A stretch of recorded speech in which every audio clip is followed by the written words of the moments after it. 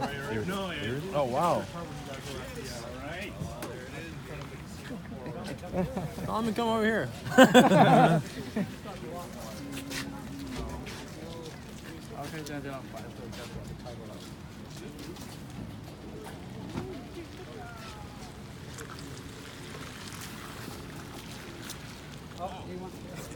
Welcome to Vancouver. You can pull it over here. Is this person done charging? Not sure. Is that yours? Okay. Do you mind like going to just maybe like install down there, so we don't end up scratching your car or whatever?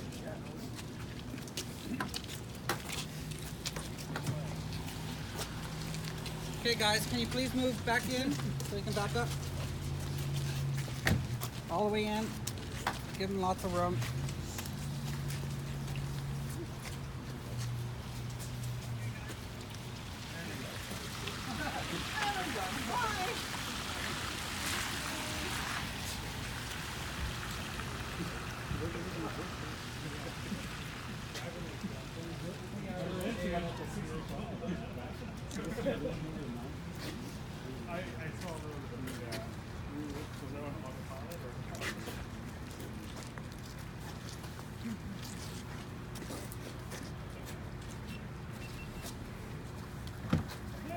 Oh. Yay! How's everyone? Give me 1 second, let me log the charge real quick.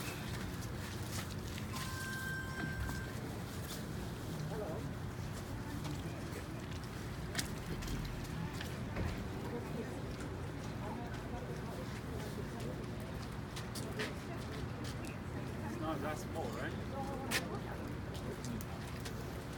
Not so small, right?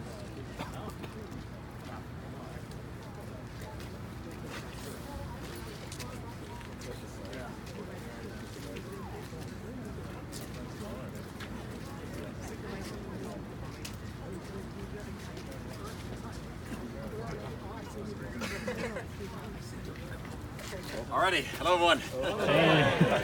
I like you guys got this tent set up. That's nice. That's the first. Yeah, it's the first permanent fixture we've had at our events. Thank you for moving your car.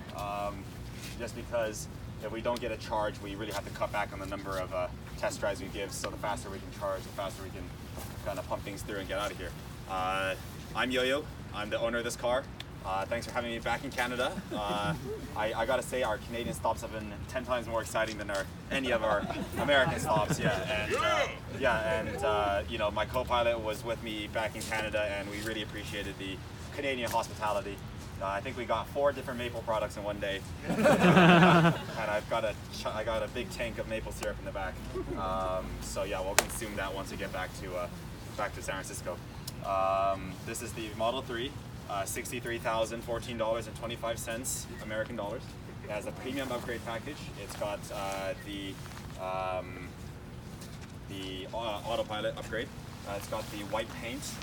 They used to have the 19-inch wheels. Now they're the 18-inch custom rims made by Fast Wheels. And it comes out to about the same diameter with the thicker tires. Currently there's all-season tires on the car. And the current odometer reading on the car is about 18,500 kilometers. So, Wow. yeah, yeah, and that's in less than 18 days of driving, because we said 18 days, but we took 3 days off in New York, so technically it's 15 days, and we've been averaging about 1,000 kilometers a day, a little bit more than that, obviously. So. Yeah, the car's holding up well. We're hearing a little bit of clunking in the front left wheel well. Denver said they took a look. I don't think they did that good of a look because it's still clunking the exact same way it was before service. We don't know what it is. We'll figure it out. It hasn't been life-threatening.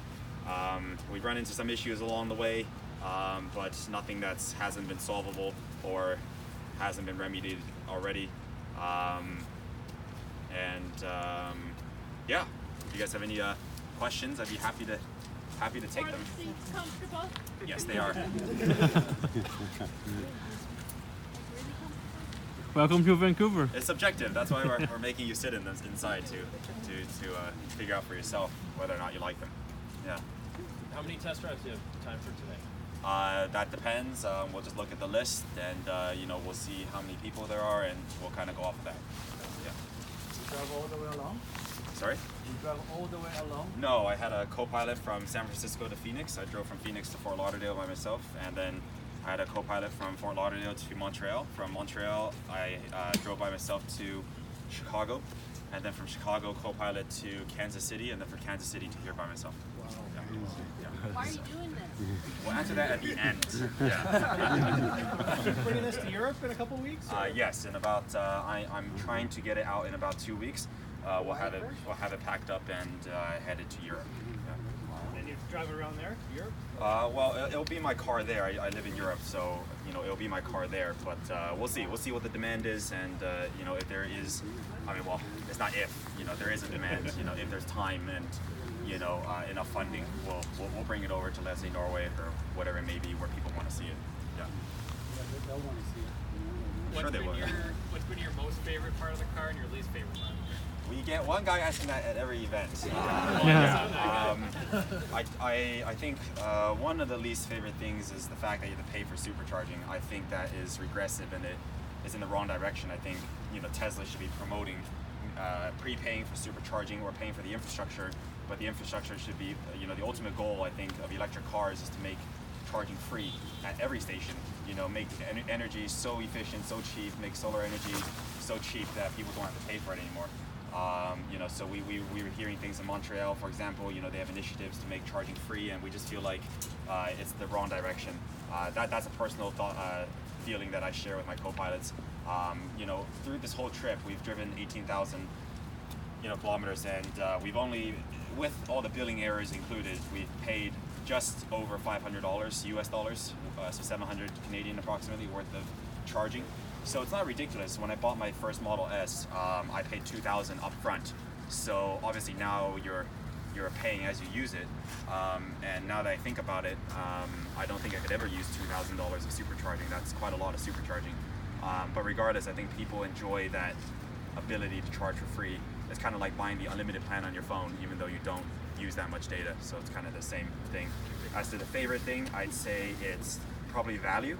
I don't have a favorite feature. I think you know all the features of the car are part of the car as a whole, but it's just the value. I think this car feels so similar to the Model S that you get ripped off buying the Model S. Yeah. Sure. We posted our statistics online, so you know it's been, you know, I think how many of you guys saw our drive today from? Yeah, it's exciting. Okay, good. Any morality police here, or backseat drivers, or Mother Teresa's, Father Teresa's? No? Okay. You're quick. Yeah. You know, the video looked quicker than it actually was. People were like, "Why are you driving so fast?" I'm like, "It's just the phone mount." You know, I was driving about 80 kilometers an hour. It wasn't that fast. But when we were going through the pass, I took it up very quickly just to see how fast we could go. And I think the key is to drive behind these semis. They, with their chains, they pack the snow down, and then you can drive much easier behind them. But yeah, we don't have snow tires anymore, so and I just remembered that we might have to drive in snow again on the way down to California. So we'll figure that out. Yeah, not for very long. We'll figure that out when we get to it. But otherwise, you know, as I've been saying, you know, there's no real need for all-wheel drive. I don't see a necessary purpose. If you were to live in Vancouver and you say I need snow tires and you put them on, I don't think there's too much of a necessity for all-wheel drive. It's just an extra cost. You know, all-wheel drive does not decrease braking distance, for example. You know, that's a common misconception. All-wheel drive also leads to higher insurance rates, you know, higher confidence in people that leads to more accidents. So it's not necessarily a win-win situation for drivers. Yeah. Do you miss the air suspension on your Model S? Sorry? The air suspension. Yeah. What about it? Do I miss it? You miss it?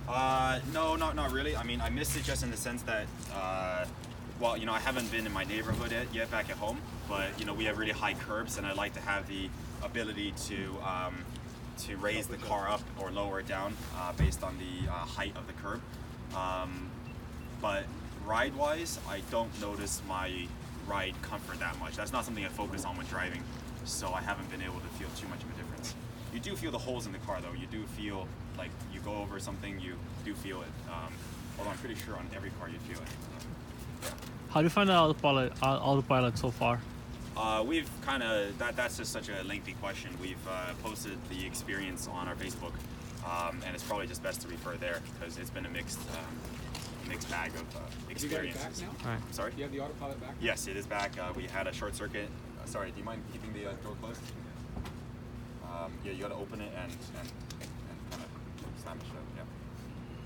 Everyone doesn't mind just kind of waiting. Don't worry, we'll have plenty of time to get to the car. What was I saying again? Oh yeah, we had a short circuit in the left blinker light there, which was kind of confusing because the left blinker has a camera in it that actually is not being used. So I didn't quite get why a short circuit there would lead to the rest of the system essentially disabling itself. I guess it's, I mean, obviously circuitry, but still it seems a little bit, you know, like they should have created some kind of redundancy to prevent. Makes sense. Yeah. Shuts the operation down. Yeah, exactly. They should be able to, considering it's not being used, they should be able to bypass it. Also, the computer itself didn't display what was going on. I wish it had said, you know, the short circuit detected, you know, C service. Instead, it just showed not available. So I wasn't sure whether or not it was due to obstruction, sensor failure, radar failure, you know, so it was a little bit confusing. Yeah. How is it for room for like an air mattress in the back? Have you had to sleep in it at all, or you just Yes. sleep in the seats sitting? Yeah, sleeping's been recline? in the seats. I think you'd have a little bit of difficulty getting an air mattress in here. The seats do go flat. However, the seats, the front two seats, do go very, very flat, and I haven't had an issue sleeping with them. And I'm pretty picky the way I sleep, so they really aren't that bad. So the steering wheel gets out of the way, and Well, you can manually move it out of the way. Yeah. climate control doesn't work though when it's parked like that. Oh no, it does work. Yeah, you can just turn it on. Oh, is that right? Yeah. You got camper mode. No, there's no camper mode. Yeah. But I haven't been sleeping prolonged, so it's not like I have a need for camper mode, but I would expect camper mode to come out in a future release of the car. Yeah. Are you represented by Tesla? Are you representing Tesla, or are you sponsored, or how? No. What is the your arrangement? There's no range. Are there any other questions? You tired yet? Kinda, yeah. I've got to make it back to you. I got another meet and greet in Burlington soon, and we've got a detail appointment as well in Port. What do you say it? C-O-Q-U-A. Coquitlam? Yeah, Coquitlam. Yeah. So, yeah. What do taller drivers think? You can sit inside and see yourself. Yeah, you're quite a tall guy. Yeah. Yeah. Any other questions, guys? No? No problem. Yeah. Thanks for coming out. Yeah, this is a great crowd. Yeah.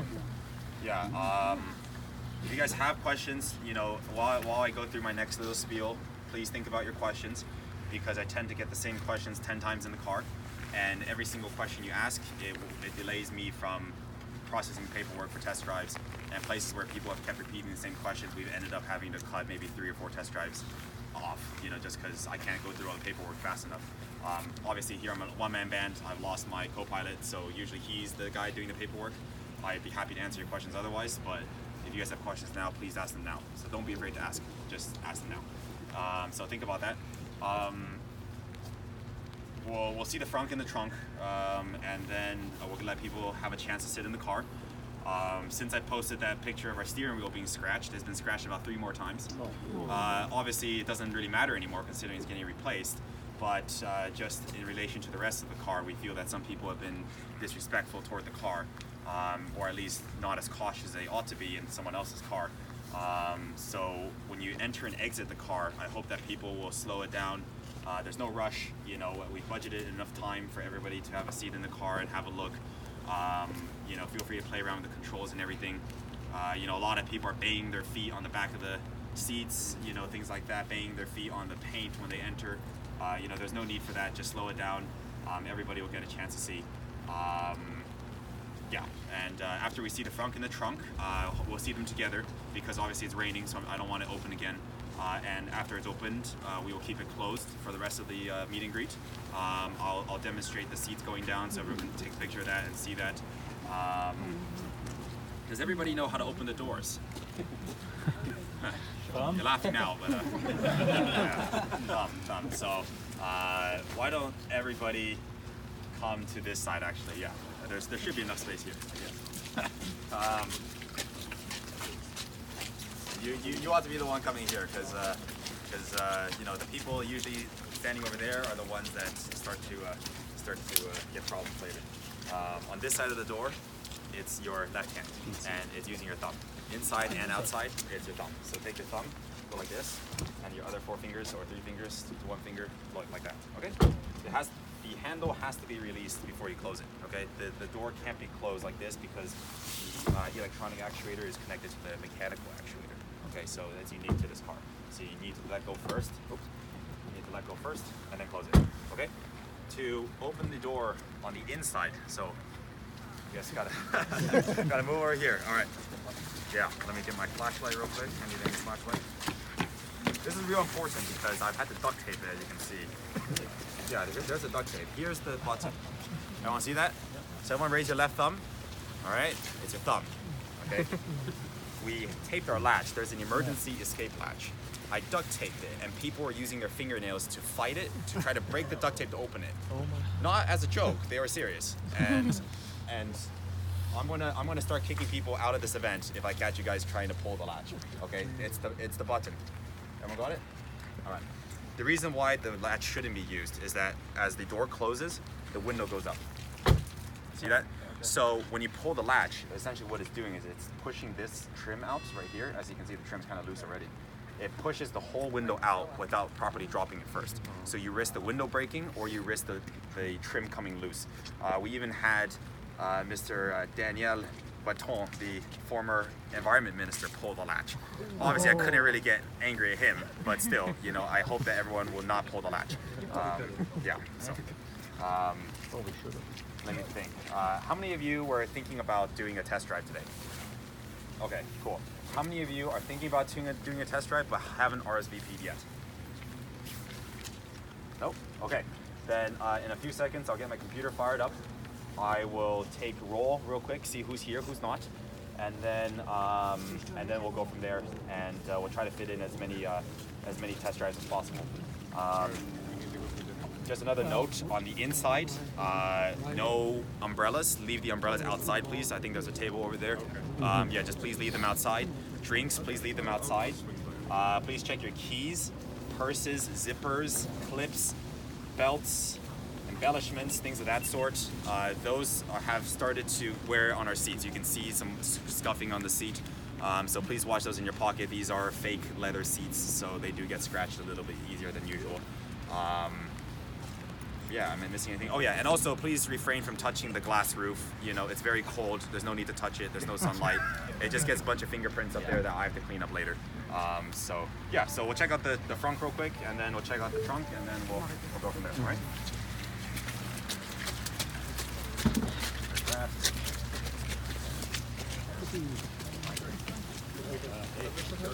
Yeah, How are you? I'm pretty good. I don't really know if there's a point to take a picture. 2.5 hour ferry ride. Oh, why not? It's too late now, isn't it? Yeah.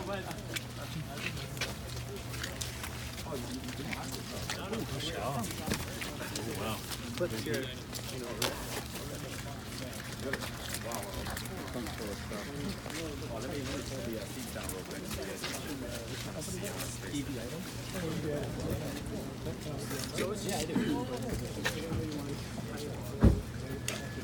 Oh, there you go. Do you work for EV item? I do. All company. I actually used to work for Tesla too. Oh really? Okay. Yep.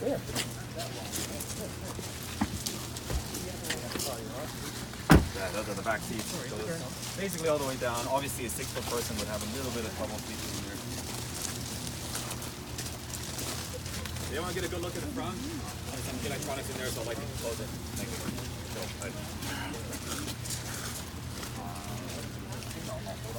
Yeah, I know. Kind of like